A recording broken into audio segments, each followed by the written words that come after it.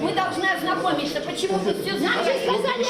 Бар жоғы 15 минутқа созылған сот отырысы осылайша келіспеушілікпен аяқталды. Ауламызда заңсыз құрылыс жүріп жатыр деген Әуезов ауданына қарасты екінші ықшам аудан тұрғындары бұған дейін дабыл қаққан еді. Алайда жергілікті шенеуніктерден қайран болмағасын сотқа шағымдануларына тура келген. Все государственные органы Барлық мемлекеттік органдар бізге қазіргі уақытта құрылыс жүргізуге рұқсат берілмеген деп жауап берді. Және рұқсат сұрауға ешқандай хат жазылмаған. Сондай-ақ Алматының бас архитекторының да хабары жоқ болып шықты бұдан. Оған ешкім барып өтініш жазбаған. Сонымен қатар бүгін сотқа келген құжаттарында не әкімнің, не басқа да құзырлы органның аты жөні көрсетілмеген. Қол қойған, бірақ кімнің қол екені белгісіз.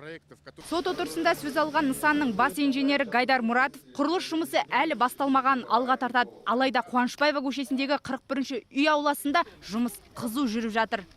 Құрылысшылар мұнда тұрғындардың жүруіне 1 метр ғана жол қалдырған. Қарттардың тіпті аяқ алып жүруі мұнда мүмкін емес. Ал қыстың күні оқушылардың қатынауы тіпті қиын.